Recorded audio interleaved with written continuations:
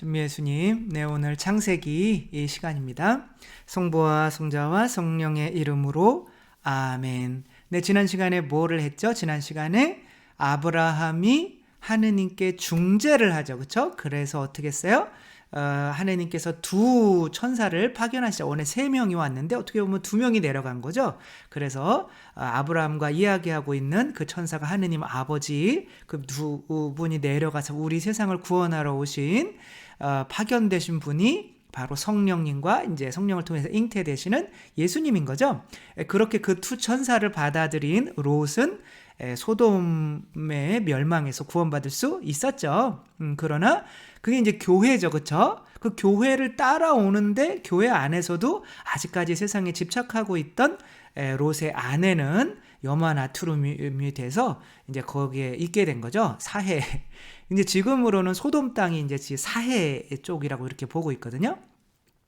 아무튼 그렇게 되는 상황에서 이제 롯이 어디로 가요? 초아르라고 하는 작은 동네로 가죠. 그리고 초아르에 가서 저기 좀 내가 들어갈 테니까 좀 살려주세요. 그러니까 초아르가 살게 되잖아요. 그렇죠? 이렇게 구원받은 이는 또 자기 안에 자기가 또 다른 천사 파견된 사람이 돼서 누구 안에 들어가서 먹혀서 그 거울을 구원해야 되는 거죠. 성모님의 저는 이 그림이 누가 그렸는지 잘 모르겠는데 굉장히 좋아해요. 이렇게 성모님께서 잉태하시고 엘리사벳을 이렇게 만나러 가시는 거죠. 나중에 돌맞아 죽을지도 몰라요. 임신하고 왔다고. 그렇지만 내가 지금 임신한 상태에서 성령으로 그렇죠? 두 천사를 모신 거죠. 그 집이 롯처럼 돼서 이제 초아르 작은 엘리사벳을 이제 구원하러 이렇게 가는 모습인 거죠. 근데 이제 여기에서 이제 제가 탁 끊었는데 왜 그러냐면 내용이 싹 바뀌어요. 이제 19장 30절부터는 어떠한 이야기가 나오냐면 또 완전히 새로운 이야기가 나옵니다. 같은 19장이지만 어떠한 이야기냐면 이제 롯과 그 두 딸이 어디에 머물게 되냐면 동굴에 머물게 돼요. 아마 그 초아르에서 쫓겨난 것 같아요. 쌤통이죠? 아니죠. 그렇게 얘기하면 안 되겠지만 쫓겨나서 이제 있는데 이제 어떻게 보면 이 두 딸이 자손을 이을 수가 없으니까 아버지에게 술을 많이 드시게 하고 이제 아버지가 취해 있을 때 이제 한 명 한 명씩 이렇게 해서 아기를 임신하게 되는 거예요. 그래서 그 제목이 뭐냐면 모압족과 암몬족의 기원 이렇게 나옵니다. 모압족과 암몬족은 어디 있냐면 이게 이제 이분들 위에다 그림을 그냥 그릴 거예요. 그쵸? 어차피 돌아가셨으니까 상관없잖아요. 이 위에다가 이렇게 진짜 저는 못된 것 같아요. 아무튼 이렇게 그리는데 여기가 어디야? 여기가 무슨 땅? 가나안 땅이죠. 여긴 뭐예요? 지중해죠. 그쵸? 이건 무슨 강? 요르단강. 이거는 사람 얼굴 아니죠. 갈릴레아 호수. 이거는 뭐예요? 약간 이제 이렇게 생겼는데 여기가 없었는데 여기에 소돔과 고모라 땅이 이제 유황불을 맞아서 같이 이제 사해 죽은 바다가 되어버렸다. 이렇게 되거든요. 그러니까 여기 밑에 뭐가 있냐면 모압이라고 하는 나라가 있어요. 그 다음에 요 위에 뭐가 있냐면 암몬이라고 하는 나라가 있어요. 암모니아 상관없네요. 암모 모압. 네. 이렇게 암몬. 네. 이렇게 있는데 이제 이들은 그러니까 가나안 땅에 있는 거예요, 없는 거예요? 가나안 땅 밖에 있는 거죠, 그렇죠? 그러니까 이제 이스라엘 사람들 입장에서는 이 사람들은 선택받은 백성이에요, 구원 못 받는 백성이에요. 구원 못 받는 백성인데 왠지 이들도 우리 쪽에 핏줄은 있을 것 같은데 그러나 너희들은 구원에서 제외됐어라고 이렇게 얘기하는 거죠. 그러니까 이 여자들이 한 행동은 어떻게 해요? 자기들이 근데 그때는 자손을 얻으려고 하는 게 뭐예요? 두 자로 얘기하면 축자로 시작하고 복자로 끝나는데 뭐예요? 축수 축복이죠. 그렇죠? 그러니까 자식을 내가 자식을 낳으려고 하는 건 내가 축복을 얻어내려고 하는 거죠. 분명히 우리 아버지는 축복을 받았어요. 그게 이제 성모 누구예요? 이게 그 두 천사를 받아들인 거죠. 성령과 성령을 통해서 성자를 잉태하신 거죠. 우리는 성체형할 때마다 그런 거를 경험하잖아요. 이제 그렇게 구원을 받는 건데 이 여자들은 구원을 잘못 생각하는 거예요. 그래서 우리가 저 사람 통해서 저 사람에게서 무언가 얻어내면 축복을 받을 수 있겠다라고 생각했던 지금의 어떻게 보면 이스라엘 사람들 입장에서는 암몬과 모압이 그래서 구원을 못 받는 거야 라고 이야기할 수 있겠지만 우리 입장에서는 지금 이스라엘 사람들을 이야기하고 있는 거예요. 이스라엘 사람들은 구원받았던 아브라함이나 모세나 이런 사람들 통해서 뭘 받아들였어요? 우리가 그 사람들 통해서 율법을 꺼내낸 거죠. 그래서 그 율법을 잘 지키면 구원받는다? 이렇게 된 거죠. 그러니까 구원의 주체가 누구예요? 나에게 있는 거죠. 내가 그 율법을 잘 뽑아내서 율법을 잘 지키면 나는 구원을 받을 수가 있는 거야. 그런데 이렇게 내가 주체가 되어서 구원을 받으려고 하면 율법주의 바리사이가 될 수밖에 없는 거고 그렇게 되면 구원에서 제외될 수밖에 없는 건데 지금 이스라엘 백성이 사실 그렇게 살아가고 있는 거죠. 그렇다면 뒤에 나오는 이야기는 바로 어떠한 이야기들이 되어야 하냐면 율법의 자녀와 믿음의 자녀의 차이점을 이야기하는 내용이 되어야 할 수밖에 없는 거죠. 자, 이제 일단은 1번에 보면 모압족과 암몬족의 기원 이렇게 나왔고 구원된 이 롯을 통해서 뭐 구약으로 치자면 모세나 뭐 아브라함이 되겠죠, 그렇죠? 그 율법의 능력만을 보고 두 딸이 복을 받으려고 했던 지극히 인간 위주의 모습, 우리 인간이 최고다. 내가 인간이 내 노력으로 구원받을 수도 있다. 이제 뭐 죄송하지만 이런 뭐 종교가 뭐냐라고 할 때는 불교랑 가깝다고 생각하면 돼요. 그러니까 불교는 인간의 노력으로 수련을 해서 부처가 될 수 있다고 그리고 그렇게 될 수 있는 힘이 자기 안에 우리 안에 있다고 말하고 있거든요. 그러나 우리의 종교는 그렇지 않다는 거죠. 그래서 성령님과 말씀을 받아들여서 그분들이 주체적으로 해서 그리고 그것을 받아들이는 일만 하면 되는 거지 우리가 구원을 하느님은 뭐 당연히 우리를 구원해 줘야 되고 우리가 노력하면 뭐 이런 게 아니라는 거죠. 그래서 그 다음에 이제 무슨 이야기가 이제 20장에 나오냐면 아브라함과 아비멜렉에 관한 내용이 나와요. 여기에서 아브라함은 또 우리의 어머니 사라를 또 이제 팔아서 이제 자기 살려고 이렇게 하시죠. 그렇죠? 그런 것처럼 이제 이집트에 가서 파라오한테 한번 팔았었죠. 그렇죠? 근데 여기에서도 또 팔아요. 근데 아비멜렉이라고 하는 이제 왕이 있는 거죠. 그러니까 왕에게 그러니까 이 내용들이 이어지는 거예요. 어떻게 보면 여기에서 정말 축복을 받는 거는 그런 게 아니야라고 하는 거죠. 롯이 내가 그 사람들을 주체적으로 천사들을 받아들였기 때문에 구원받는 게 아니라 그 천사들을 통해서 너희들이 내적인 변화를 겪어야만 해 라고 하는 것을 말하고 있는 거죠. 이 내용을 간단히 말해보자면 아비멜렉이 또 저 여자 누구냐 이렇게 하니까 제 누이입니다 이렇게 얘기를 하죠. 살려고 뭐 이제 100살 가까이 됐거든요. 그래도 이뻤나 봐요. 신기한 일이죠. 그렇게 하니까 그러면은 내가 아내로 맞아야겠다 라고 이제 하고 있는데 밤에 하느님께서 나타나셔서 이렇게 이야기를 해요. 그날 밤 꿈에 하느님께서 아비멜렉에게 나타나 말씀하셨다. 네가 데려온 여자 때문에 너는 죽을 것이다. 그 여자는 임자가 있는 몸이다. 너는 잘못했어. 이거 깨닫게 하려고 하는 거죠. 근데 얘는 잘못이 없어요. 그렇죠? 분명히 누이라고 했단 말이에요. 그래서 아비멜렉은 아직 그 여자를 가까이 하지 않았으므로 이제 이게 중요한 거죠. 아비멜렉은 죄가 없어요. 다 주님, 당신께서는 죄 없는 백성도 죽이십니까? 하느님한테 대드는 거죠. 나는 죄 없어요. 왜 나한테 그러세요? 라고 하는 거죠.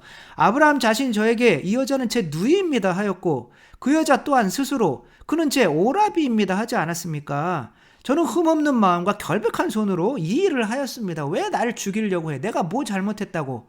라고 하는 거죠. 이것은 정말 하느님의 피를 체험해 본 사람만 알아요.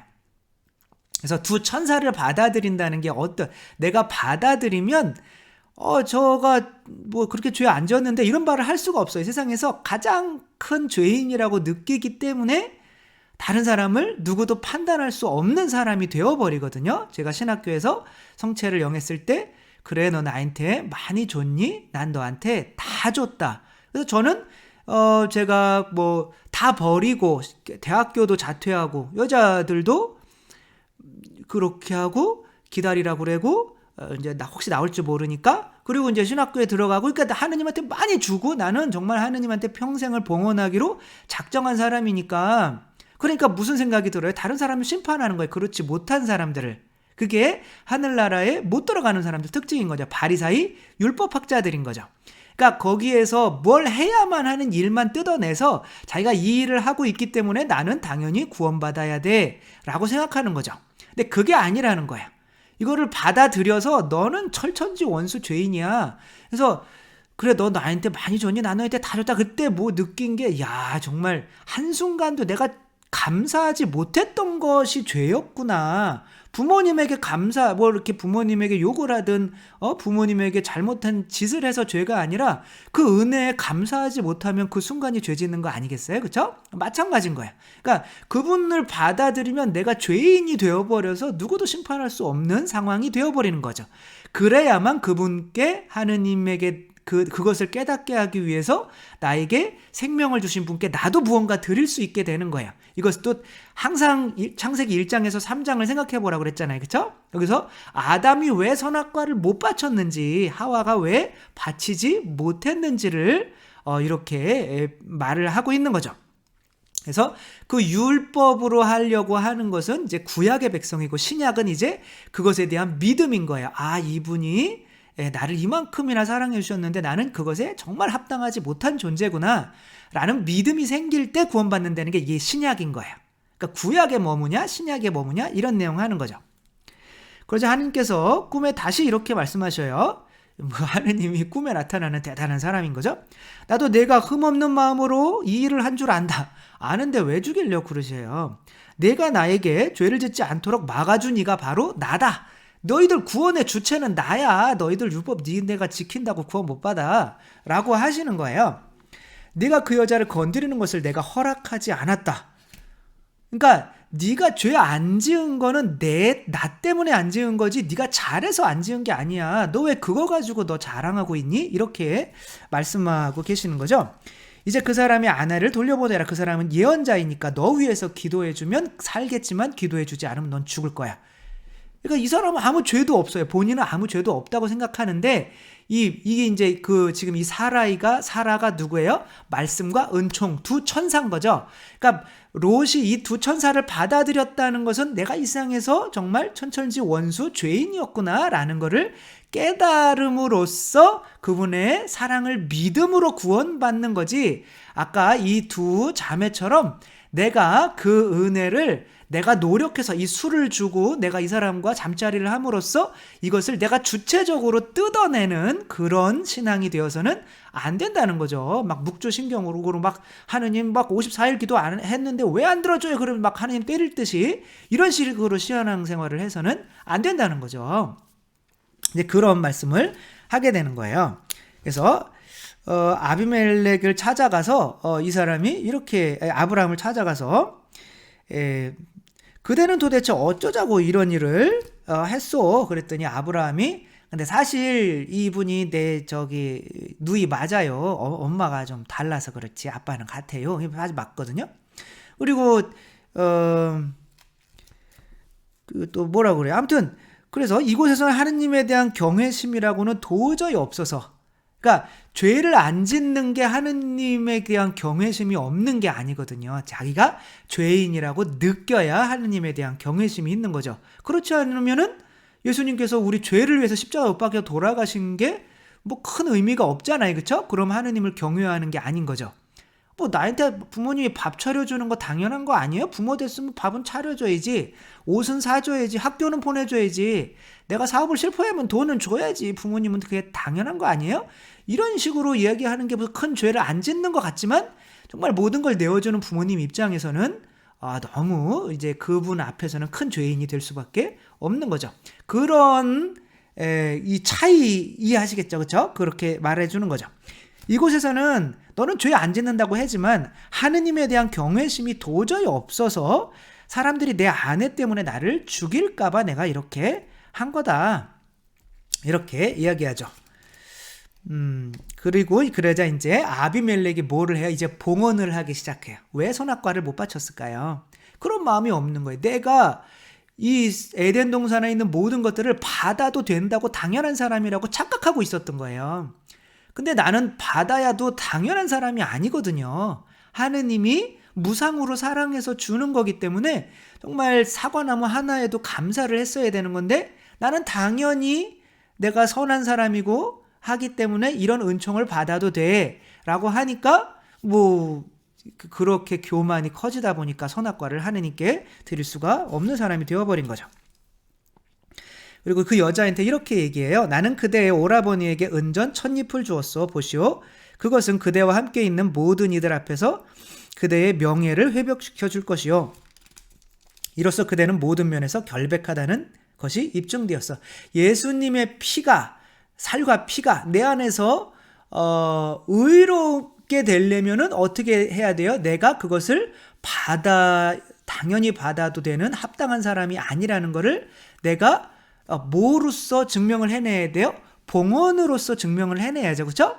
그렇게 내가 선악과를 바치면 그게 11조죠. 그게 뭐가 되는 거야? 빵과 포도주로서 하느님께 봉헌이 됨으로써 내가 나에게 오시는 당신의 살과 피가 이렇게 어떻게 보면 명예를 잃는 거죠. 그것에 대해 고마워하지도 않는 사람들에게 오는 것에 대해서 고마워하지도 않는 사람에게 그것을 이렇게 버린다는 것은 그것에 대한 모욕인 거죠. 그렇죠?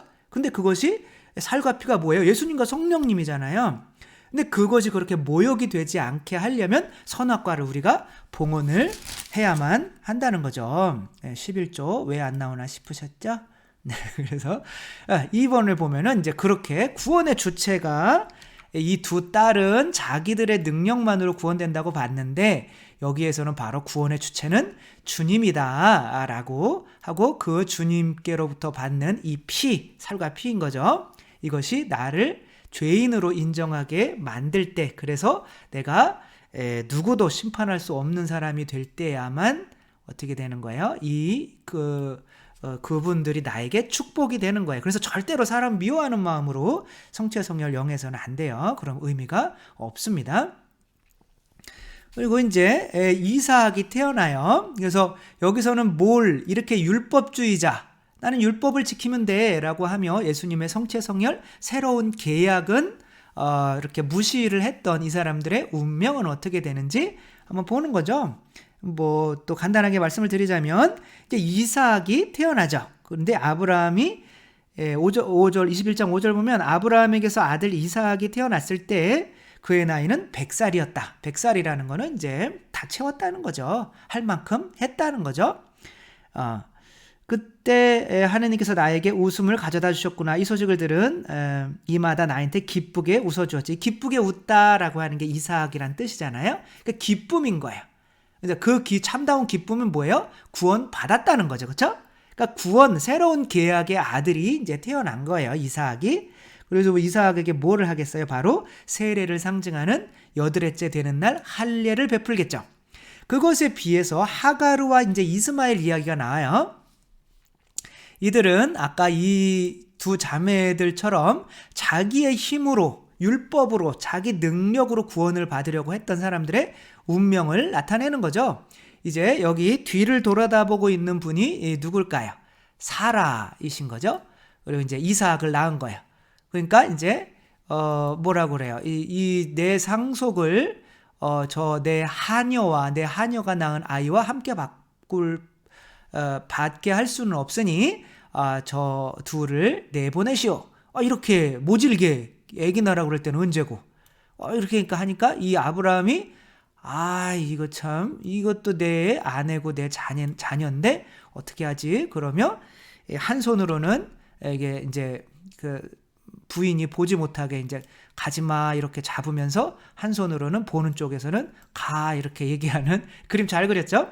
근데 이제 이들이 이제 나와서 이렇게 되는 거죠. 이제 아기를 덤불 밑에 던져놔요. 그러니까 이제 물도 다 떨어지고 양식도 다 떨어지죠.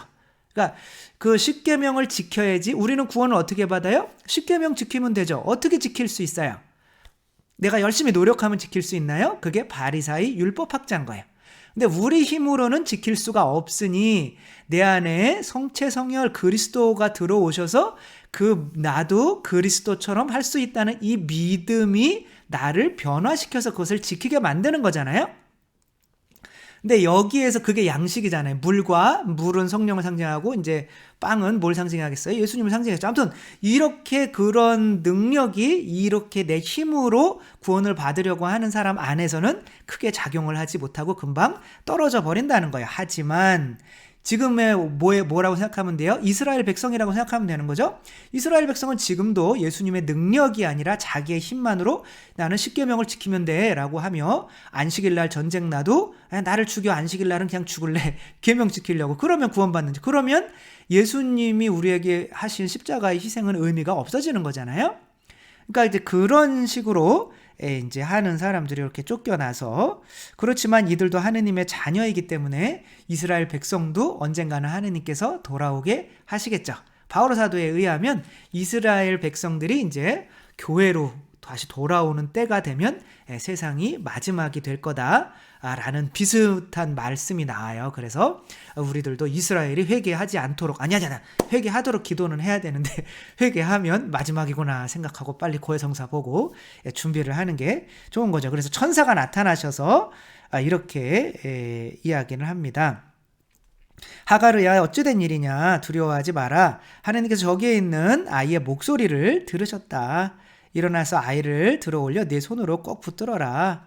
그리고 하가르의 눈을 열어주시니 그가 우물을 보게 되었다. 우물, 이제 성경에서는 우물은 뭐라고 번역하면 돼요? 생명. 왜냐하면 사막에서 물은 생명이거든요. 그래서 이제 그들도 어떤 생명을 유지할 수 있게, 그래서 지금 2000년이 나라를 빼앗기고 고통을 받고 있지만 이제 뭐 다시 이스라엘을 회복하기는 했지만 그런 가운데서도 끊임없이 하느님께서 율법을 지키는 거 하나만으로도 이스라엘을 지켜주셨다는 거 알 수 있죠. 그리고 뭐를 하냐면 다시 아비멜렉이 나와요. 이런 거를 이제 대칭 구조라고 해요. 샌드위치 구조라고 하죠. 먹는 거 구조가 더 낫죠. 샌드위치가. 그러니까 샌드위치는 뭐예요? 이제 두 빵이 있고 같은 이야기가 있고 중간에 다른 내용이 나오는 거죠. 그러니까 이제 이 중간의 이야기와 이제 이게 합쳐져야 진정한 하나의 이야기가 될 수 있고, 가운데 거를 겉에 것을 설명해주고 겉에 거는 또 가운데 거를 설명해주는 구조인 거죠. 지금 아비멜렉과 이러한 상태에서 이제 어떻게 되냐면, 이제 아브라함이 아비멜렉과 뭘 맺게 돼요? 계약이라는 걸 맺게 돼요. 이제 아브라함 이렇게 내가 죄인입니다라는 것을 느꼈으면 우리는 뭐예요? 우리도 계약을 맺죠. 그렇죠? 너희는 모두 이것을 받아 마셔라. 예수님이 피를 들고 뭐라고 그래요? 한번 다 같이 해볼까요? 너희는 모두 이것을 받아 마셔라. 이는 새롭고 영원한 계약을 맺는 내 피의 잔이니 뭐 해주려고? 죄를 사해주려고 너희와 많은 이를 위하여 흘릴 피다. 그러니까 죄사함이라는 게 뭐예요? 그 피를 받아들였으면 난 철철지 원수 죄인이구나. 내가 누구를 판단해? 나도 죄인인데. 그렇게 되면 내가 뭐를 할 수 있어요? 하느님이 주신 이거를 깨닫게 해주신 은혜에 감사드리며 내 자신을 봉헌할 수 있게 되는 거죠. 그래서 저도 예수님께서 그래 너 나한테 많이 줬냐? 근데 난 너한테 다 줬다. 이런 말씀을 하실 때 그럼 예수님 저희 정말 큰 죄인이었군요. 이제 제가 그 은혜에 보답해서 제가 뭐 해드릴 수 있을까요? 이런 생각이 들어요. 그래서 그렇게 되면 이제 진정한 봉헌이 일어나는 거죠. 선악과를 봉헌할 수 있는 거고 11조를 봉헌할 수 있는 거고, 그때서야 진정으로 그 빵과 포도주가 봉헌됨으로써 그분이 오시는 것이 나에게 헛되지 않게 되는 거죠. 그래서 이제 그것이 이제 여기에서 계약을 맺는데 이제 이렇게 뭐 때문에 싸우게 될까요? 아까 여기 생명은 곧 뭐라고 그랬어요? 우물이라고 그랬죠. 그렇죠? 우물 때문에 싸우게 돼요. 아브라함은 아비멜렉의 종들이 빼앗은 우물 때문에 아비멜렉에게 따지러 간 거예요. 야, 이 우물 이거 내가 판 거야. 이거 근데 이 사람들은 아니야, 내가 주체가 돼서 내가 생명의 우물 이거 내 거야 라고 하는데, 이게 이제 부엘세바의 우물이죠. 그렇죠? 이 쉐바 그러면 7이라는 뜻이야. 7개 이제 우물이라는 뜻인데, 이 우물이 왜 7개일까요? 성령을 의미하기 때문에 그런 거죠.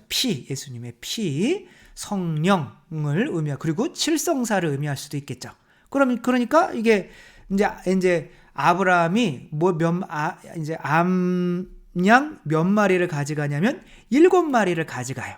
아마 칠성사를 상징할 것 같아요. 그렇죠? 교회에서 우리가 구원받을 수 있는 거는 그리고 계명을 지킬 수 있는 것은 이 칠성사를 통해서 내가 새로 태어났기 때문에 지키는 거지. 내가 유대인들처럼 십계명 지켜야지 이렇게 노력으로 지켜질 수가 있는 게 아니라는 거죠.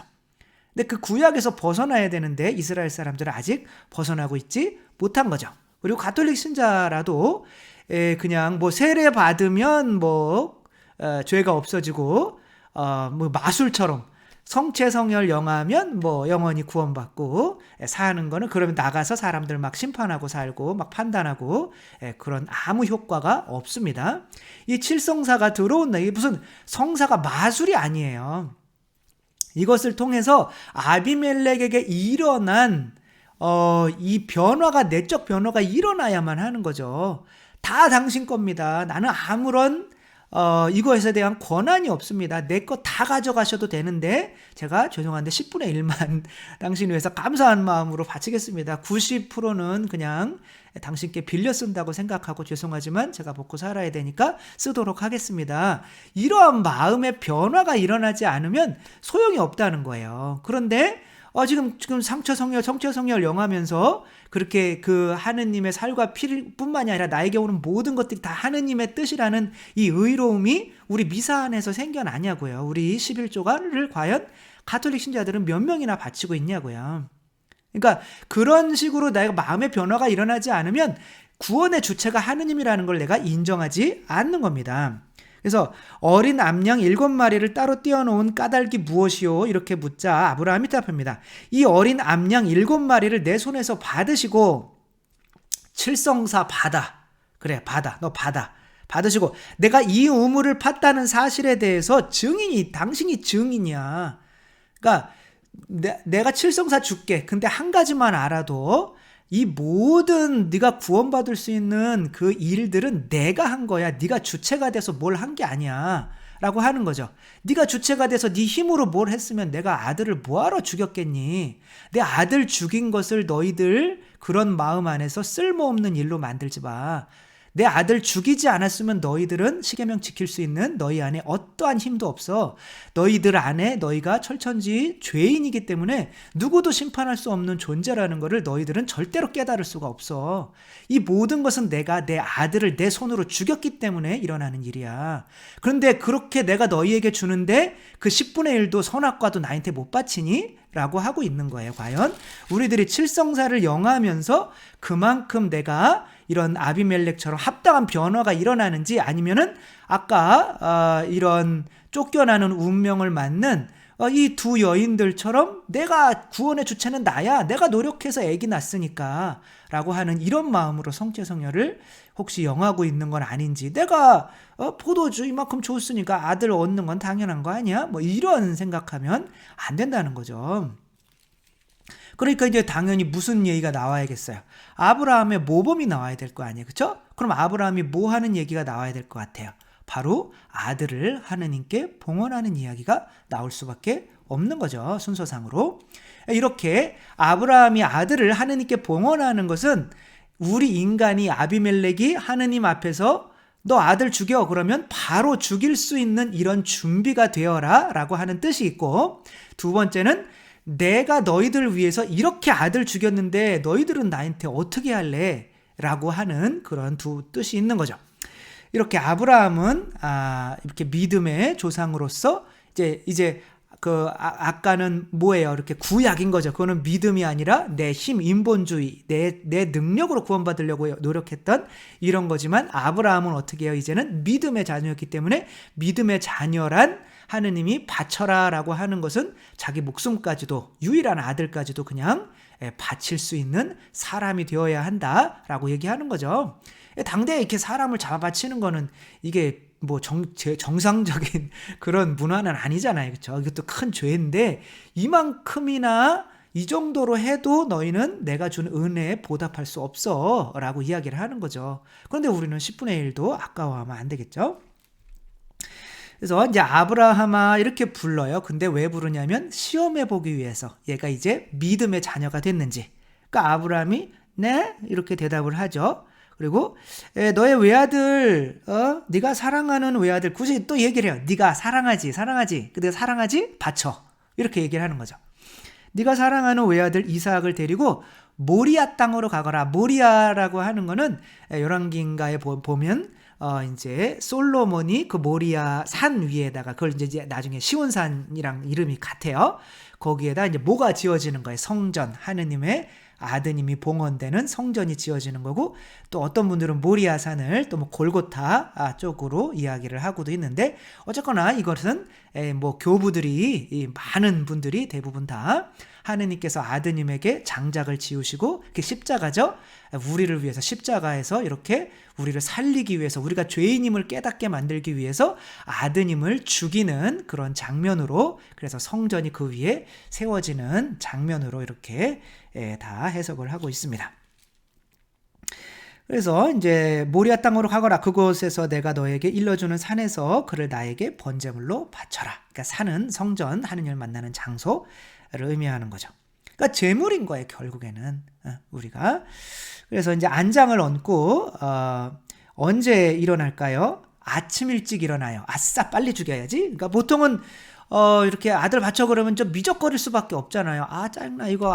내 사라한테가 알면 나 죽이려고 할 텐데 어떡하지? 그리고 좀 늦게 미적미적 하다 보면 하느님이 생각이 바뀌지 않을까? 이러지 않아요. 새벽에 일어나서 칼 갈아요. 엄청 무섭죠, 그렇죠? 이게 정말 축복이라고 주긴 했는데 그걸 다시 내놔라고 하니까 아침부터 일어나서 아멘 하고 당신 건데 당신 가져가니까 당연한 거죠. 이렇게 마음은 찢어지죠. 그러나 그러한 자세, 아침 일찍 일어났다는 거, 나귀에 태워서 번제물을 이제 가서 사흘째 되는 날 이제 죽음과 부활을 의미하는 거죠. 그렇죠?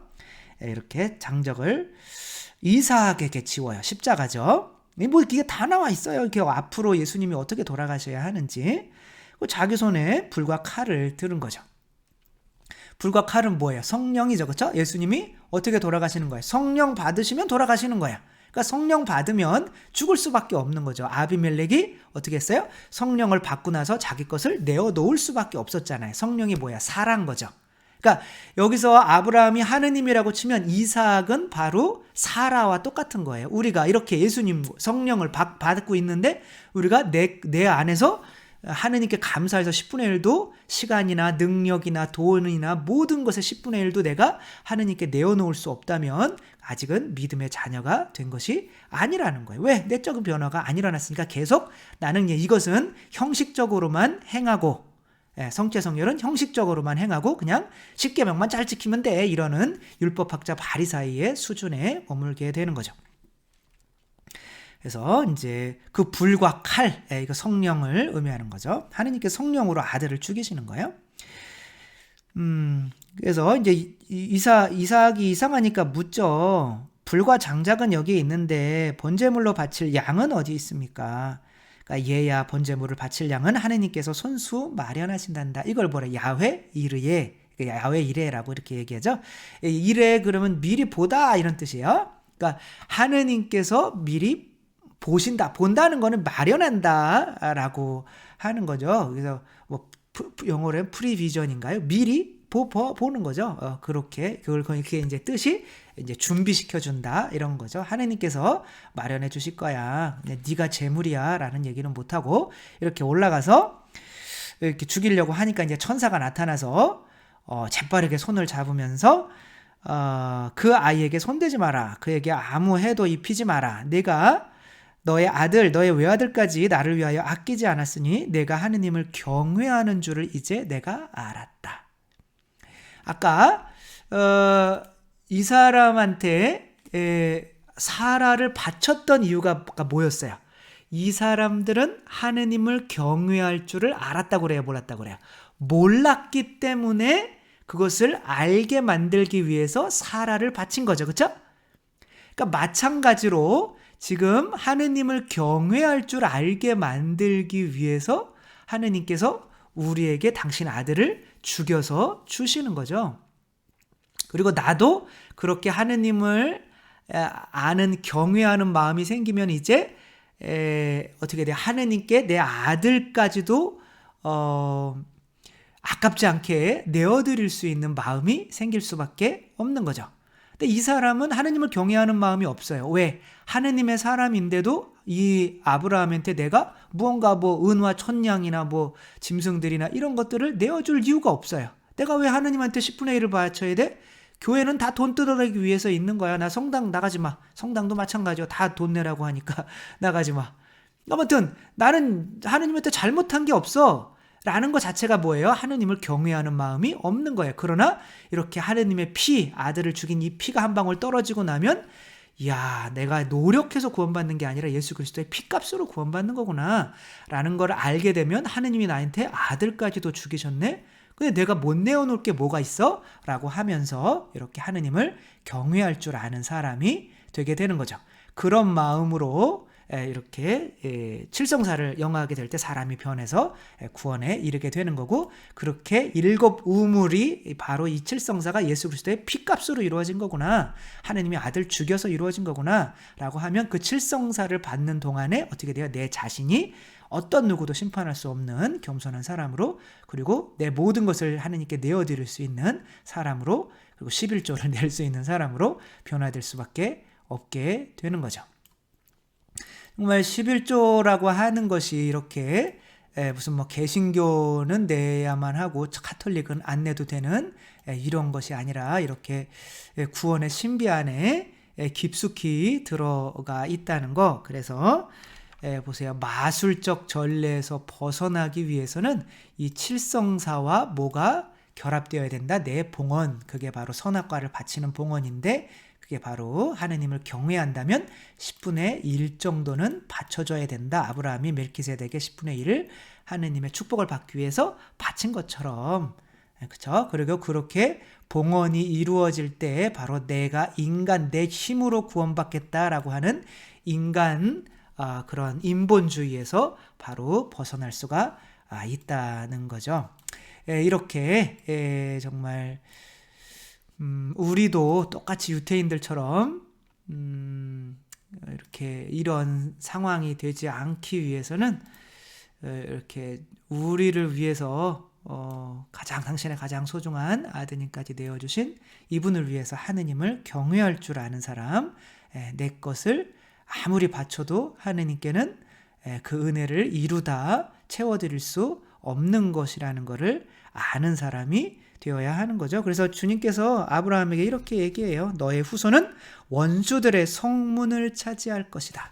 원수들이 누구예요? 아직 하나님을 믿지 않는 사람들, 그 사람들 또 네가 가서 그 사람들을 네가 차지하게 될 거야. 그래야 그 사람이 너의 안식처가 되는 거야. 예수님께서 당신 그렇게 피로써 성령을 받았잖아요. 그렇죠? 그러면은 하나님께 당신 자신을 봉헌해야 되잖아요. 그렇게 십자가에 봉헌함으로써 얻은 우리 성문이, 원수의 성문이 뭐예요? 바로 교회인 거죠. 그래, 그리스도께서 그렇게 교회를 차지해서 교회가 그분의 또 안식처가 되는 것처럼 우리들도 이렇게 믿음의 백성이 되어야만 누군가를 또 구원할 수 있는, 성문을 차지할 수 있는 사람이 된다는 거 기억하며, 뭐 11조를 바치는 것만이 아니라 그렇게 하느님의 은혜 때문에 내가 정말 죄인이었구나, 그래서 정말 누구도 심판할 수가 없는 거구나, 나는 그런 마음의 상태 꼭 가지고 사셨으면 좋겠습니다. 주님께서 여러분과 함께 전능하신 천주 성부와 성자와 성령께서는 여기 모인 모든 이에게 축복을 내리시어 길이 머물게 하소서. 주님과 함께 가서 복음을 전합시다. 하느님 감사합니다. 성부와 성자와 성령의 이름으로 아멘. 네, 감사합니다. 사랑합니다.